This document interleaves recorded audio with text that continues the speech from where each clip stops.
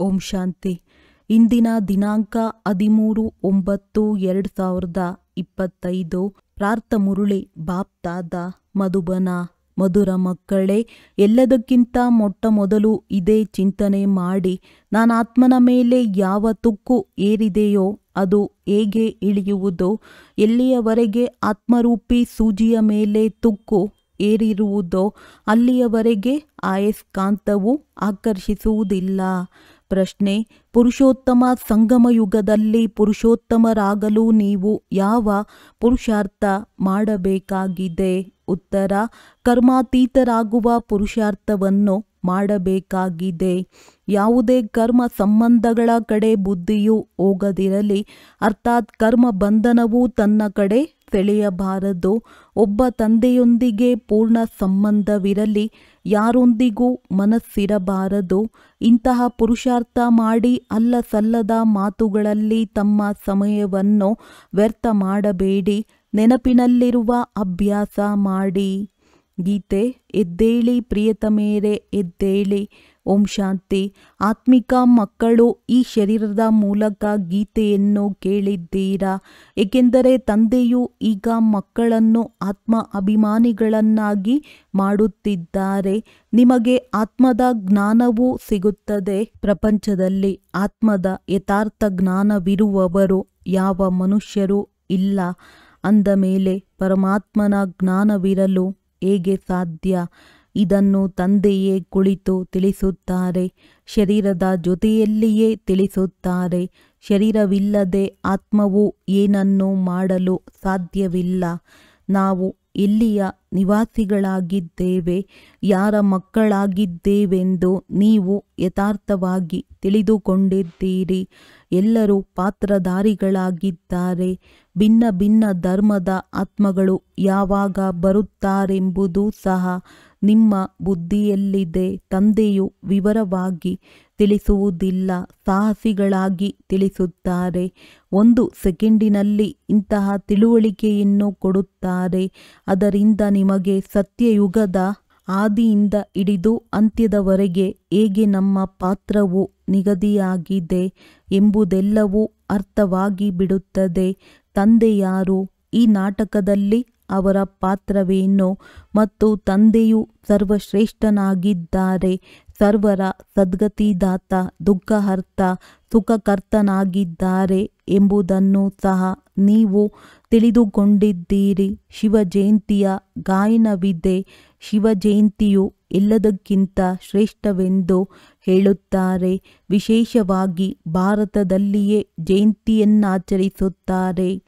ಯಾರ್ಯಾರ ರಾಜ್ಯದಲ್ಲಿ ಯಾವ ಉತ್ತಮ ಪುರುಷರ ಚರಿತ್ರೆಯು ಚೆನ್ನಾಗಿರುವುದೋ ಅವರ ಸ್ಟ್ಯಾಂಪನ್ನು ಮಾಡುತ್ತಾರೆ, ಶಿವ ಜಯಂತಿಯನ್ನಾಚರಿಸುತ್ತಾರೆ. ಅಂದ ಮೇಲೆ ಎಲ್ಲರಿಗಿಂತ ಶ್ರೇಷ್ಠ ಜಯಂತಿಯು ಯಾರದ್ದಾಯಿತೋ, ಯಾರ ಸ್ಟ್ಯಾಂಪನ್ನು ಮಾಡಿಸಬೇಕು ಎಂಬುದನ್ನು ತಿಳಿಸಿಕೊಡಿ. ಯಾವುದೇ ಸಾಧು ಸಂತ ಅಥವಾ ಸಿಖ್ಖರ, ಮುಸಲ್ಮಾನರ ಹಾಗೂ ಬ್ರಿಟಿಷರಲ್ಲಿ ಯಾರಾದರೂ ತತ್ವಜ್ಞಾನಿಗಳಿದ್ದರೆ ಅವರ ಸ್ಟ್ಯಾಂಪನ್ನು ಮಾಡಿಸುತ್ತಾರೆ. ಹೇಗೆ ರಾಣಾ ಪ್ರತಾಪ್ ಸಿಂಗ್ ಮೊದಲಾದವರ ಸ್ಟ್ಯಾಂಪನ್ನು ಮಾಡಿಸುತ್ತಾರೆ. ಆದರೆ ವಾಸ್ತವದಲ್ಲಿ ತಂದೆಯ ಸ್ಟ್ಯಾಂಪ್ ಮಾಡಿಸಬೇಕು. ಇವರು ಎಲ್ಲರ ಸದ್ಗತಿ ಮಾಡುತ್ತಾರೆ. ಈ ಸಮಯದಲ್ಲಿ ತಂದೆಯು ಬಾರದೇ ಇದ್ದರೆ ಸದ್ಗತಿ ಹೇಗಾಗುವುದು? ಏಕೆಂದರೆ ಈಗ ಎಲ್ಲರೂ ರೌರವ ನರಕದಲ್ಲಿ ಮುಳುಗುತ್ತಿದ್ದಾರೆ. ಎಲ್ಲರಿಗಿಂತ ಸರ್ವಶ್ರೇಷ್ಠನು, ಪತಿತ ಪಾವನನು ಶಿವ ತಂದೆಯಾಗಿದ್ದಾರೆ. ಶಿವನ ಮಂದಿರವನ್ನು ಬಹುತೇಕವಾಗಿ ಬಹಳ ಎತ್ತರದ ಸ್ಥಾನದಲ್ಲಿಯೇ ಕಟ್ಟಿಸುತ್ತಾರೆ. ಏಕೆಂದರೆ ತಂದೆಯು ಸರ್ವಶ್ರೇಷ್ಠನಲ್ಲವೇ? ತಂದೆಯೇ ಬಂದು ಸ್ವರ್ಗದ ಮಾಲೀಕರನ್ನಾಗಿ ಮಾಡುತ್ತಾರೆ. ಅವರು ಬಂದಾಗಲೇ ಸದ್ಗತಿ ಮಾಡುತ್ತಾರೆ. ಅಂದ ಮೇಲೆ ಆ ತಂದೆಯದೇ ನೆನಪಿರಬೇಕು. ಶಿವ ತಂದೆಯ ಸ್ಟ್ಯಾಂಪನ್ನು ಹೇಗೆ ಮಾಡಿಸುವುದೋ, ಭಕ್ತಿ ಮಾರ್ಗದಲ್ಲಂತೂ ಶಿವಲಿಂಗವನ್ನು ಮಾಡಿಸುತ್ತಾರೆ. ಅವರೇ ಶ್ರೇಷ್ಠಾತಿ ಶ್ರೇಷ್ಠ ಆತ್ಮನಾದರು. ಶಿವನ ಮಂದಿರವನ್ನೇ ಸರ್ವಶ್ರೇಷ್ಠವೆಂದು ಎಲ್ಲರೂ ಒಪ್ಪುತ್ತಾರೆ. ಸೋಮನಾಥ ಮಂದಿರವು ಶಿವನ ಮಂದಿರವಲ್ಲವೇ? ಭಾರತವಾಸಿಗಳು ತಮೋ ಪ್ರಧಾನರಾಗಿರುವ ಕಾರಣ ಶಿವನು ಯಾರು, ಯಾರ ಪೂಜೆಯನ್ನು ಮಾಡುತ್ತೇವೆಂಬುದನ್ನು ತಿಳಿದುಕೊಂಡಿಲ್ಲ, ಅವರ ಕರ್ತವ್ಯವನ್ನೇ ಅರಿತಿಲ್ಲ.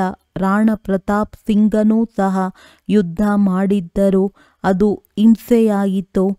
ಈ ಸಮಯದಲ್ಲಿ ಎಲ್ಲರೂ ಡಬಲ್ ಹಿಂಸಕರಾಗಿದ್ದಾರೆ.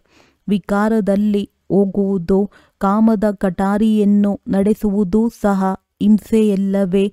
ಡಬಲ್ ಹಿಂಸಕರು ಈ ಲಕ್ಷ್ಮೀನಾರಾಯಣರಾಗಿದ್ದಾರೆ.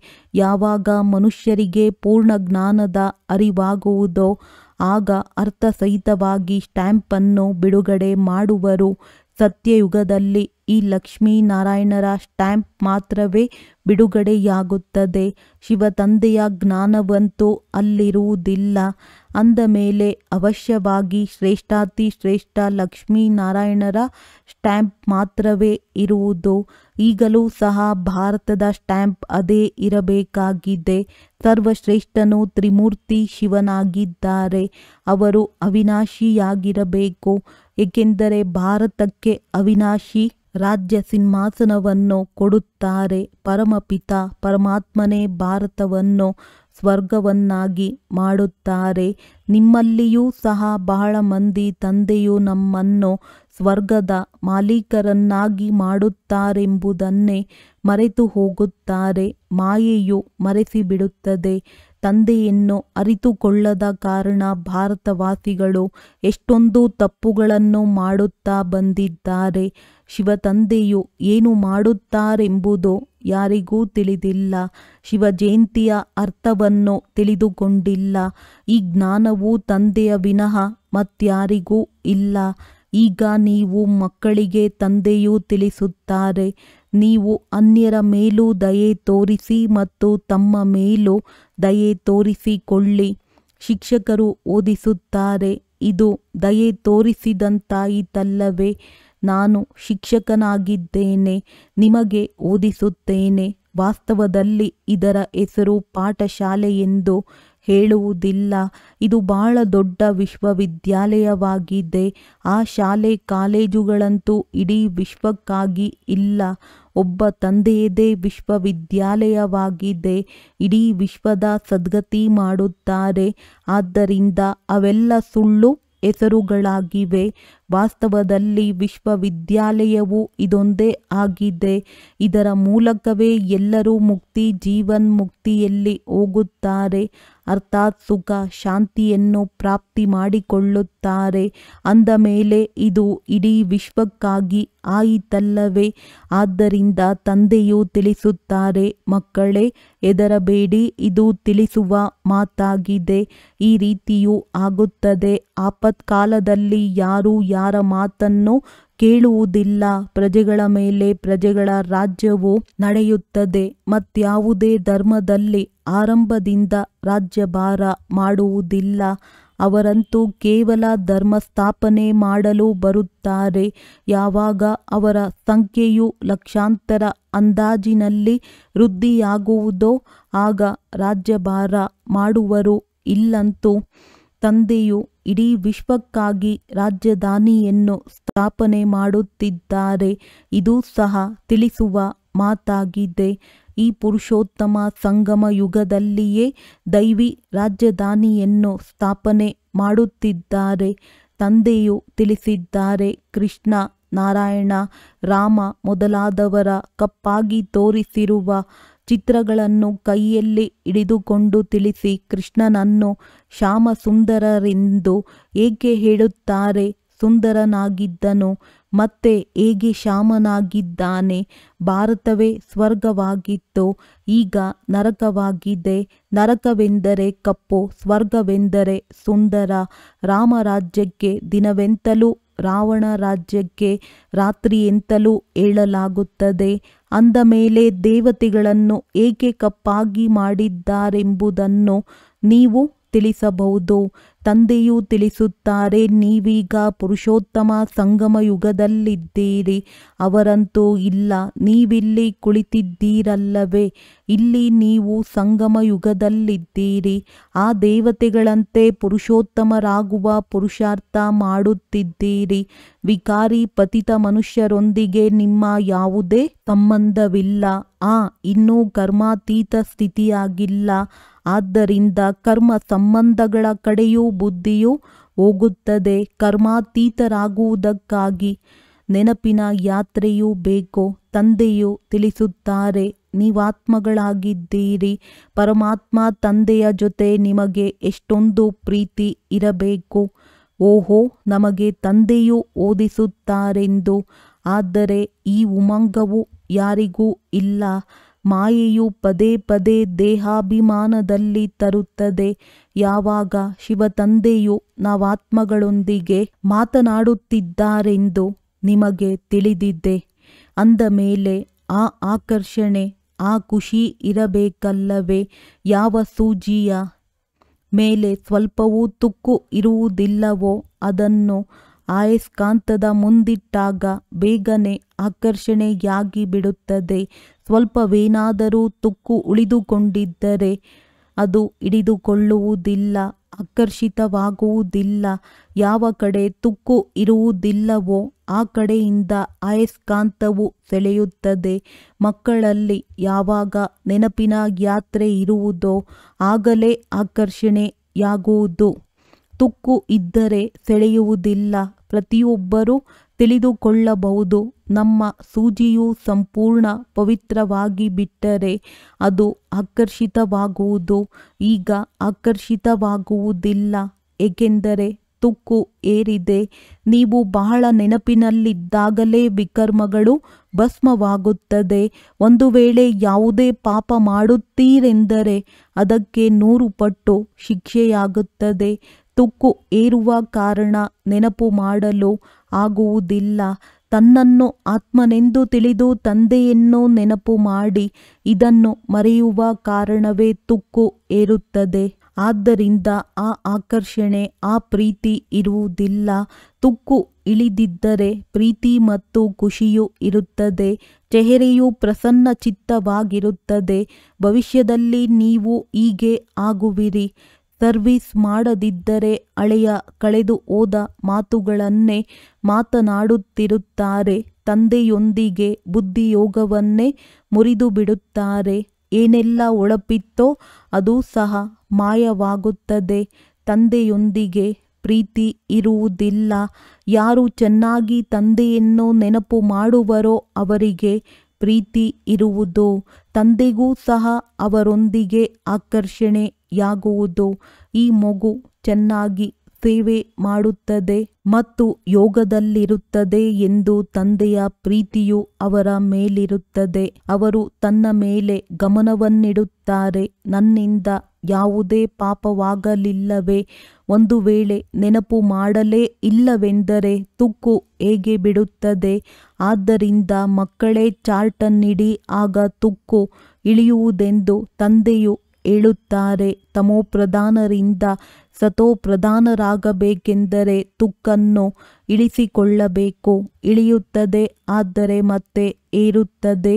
ಇದರಿಂದ 100 ಪಟ್ಟು ಶಿಕ್ಷೆಯಾಗುವುದು. ತಂದೆಯನ್ನು ನೆನಪು ಮಾಡಲಿಲ್ಲವೆಂದರೆ ಯಾವುದಾದರೊಂದು ಪಾಪವನ್ನು ಮಾಡಿಬಿಡುತ್ತಾರೆ. ತುಕ್ಕು ಇಳಿಯದ ಹೊರತು ನೀವು ನನ್ನ ಬಳಿ ಬರಲು ಸಾಧ್ಯವಿಲ್ಲ. ಇಲ್ಲವೆಂದರೆ ಶಿಕ್ಷೆಯನ್ನನುಭವಿಸಬೇಕಾಗುವುದೆಂದು ತಂದೆಯು ತಿಳಿಸುತ್ತಾರೆ. ಪೆಟ್ಟು ಸಿಗುವುದು, ಪದವಿಯು ಭ್ರಷ್ಟವಾಗುವುದು ಅಂದ ಮೇಲೆ ತಂದೆಯಿಂದ ಆಸ್ತಿಯೇನು ಸಿಕ್ಕಿತು? ಇನ್ನು ತುಕ್ಕು ಏರುವಂತಹ ಯಾವುದೇ ಕರ್ಮವನ್ನು ಮಾಡಬೇಡಿ. ಮೊದಲು ತಮ್ಮ ತುಕ್ಕನ್ನು ಇಳಿಸಿಕೊಳ್ಳುವ ಆಲೋಚನೆ ಮಾಡಿ. ತನ್ನ ಬಗ್ಗೆ ಆಲೋಚಿಸಲಿಲ್ಲವೆಂದರೆ ಇವರ ಅದೃಷ್ಟದಲ್ಲಿಲ್ಲವೆಂದು ತಂದೆಯು ತಿಳಿಯುತ್ತಾರೆ. ವಿದ್ಯಾ ಅರ್ಹತೆಯೂ ಬೇಕಲ್ಲವೇ? ಒಳ್ಳೆಯ ನಡವಳಿಕೆ ಬೇಕು. ಲಕ್ಷ್ಮೀ ನಾರಾಯಣರ ನಡವಳಿಕೆಯ ಗಾಯನವಿದೆ. ಈ ಸಮಯದ ಮನುಷ್ಯರು ಅವರ ಮುಂದೆ ತನ್ನ ನಡವಳಿಕೆಯ ವರ್ಣನೆ ಮಾಡುತ್ತಾರೆ.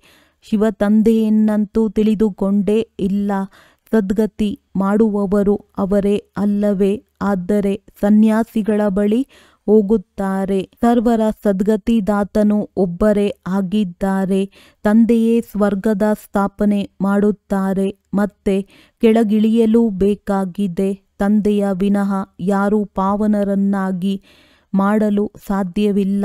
ಮನುಷ್ಯರು ಆಳವಾದ ಗುಣಿಯಲ್ಲಿ ಹೋಗಿ ಕುಳಿತುಕೊಳ್ಳುತ್ತಾರೆ.